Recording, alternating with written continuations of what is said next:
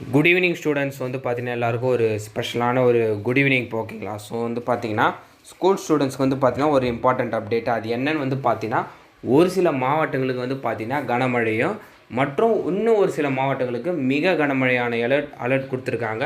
So அது எந்தெந்த மாவட்டங்களுக்கு என்னென்னன்றதை நம்ம தெளிவாக பார்ப்போம் ஓகேங்களா. முடிஞ்ச அளவுக்கு வீடியோவை ஸ்கிப் பண்ணாமல் கேளுங்கப்பா, அப்போ தான் நான் சொல்கிற அப்டேட் உங்களுக்கு புரியும் ஓகேங்களா. ஸோ ஃபஸ்ட்டு வந்து பார்த்தீங்கன்னா கோவை, நீலகிரி ஓகேங்களா. ஸோ இந்த 2 மாவட்டங்களுக்குமே வந்து பார்த்தீங்கன்னா ஆரஞ்ச் அலர்ட் கொடுத்துருக்காங்க. அதாவது கனமழைக்கான எச்சரிக்கையாக கோவை மற்றும் நீலகிரி மாவட்டங்களுக்கு வந்து பார்த்திங்கன்னா ஆரஞ்ச் அலர்ட் கொடுத்துருக்காங்க.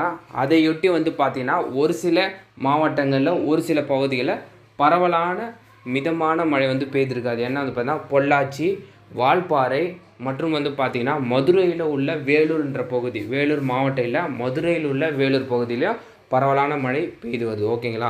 ஸோ நெக்ஸ்ட் வந்து பார்த்திங்கன்னா தேனி, தென்காசி, கன்னியாகுமரி, நெல்லை ஆகிய 4 மாவட்டங்களுக்கு வந்து பார்த்திங்கன்னா மிக கனமழை எச்சரிக்கை விட்டுருக்காங்க ஓகேங்களா. ஸோ தேனி, தென்காசி, கன்னியாகுமரி, நெல்லை ஆகிய 4 மாவட்டங்களுக்கு வந்து பார்த்திங்கன்னா மிக கனமழை எச்சரிக்கை, அதாவது ரெட் அலர்ட் கொடுத்துருக்காங்க ஓகேங்களா.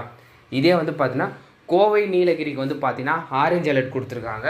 ஸோ என்ன வந்து பார்த்திங்கன்னா இந்த 6 மாவட்டங்கள் மொத்தமாக சேர்த்து வந்து பார்த்திங்கன்னா இந்த கோவை, நீலகிரி, தேனி, தென்காசி, கன்னியாகுமரி, நெல்லை ஆகிய 6 மாவட்டங்களுக்கு வந்து பார்த்திங்கன்னா மிக கனமழை எச்சரிக்கை ஓரளவு கொடுத்துருக்காங்க. அதில் 4 மாவட்டங்கள் வந்து பார்த்திங்கன்னா ரெட் அலர்ட்டோ, 2 மாவட்டங்களுக்கு வந்து பார்த்திங்கன்னா ஆரஞ்ச் அலர்ட் கொடுத்துருக்காங்க. அதாவது வந்து பார்த்திங்கன்னா இதில் இந்த சூழ்நிலை ஏற்படுறதால நாளை வந்து மிக கனமழை இருக்குன்னு சொல்லியிருக்காங்க.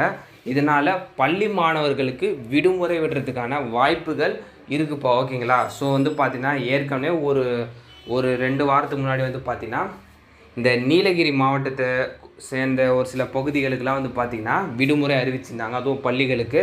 ஸோ இதே சூழ்நிலை இன்னும் ஒரு சில மாவட்டங்களிலையும் ஏற்படலாம்.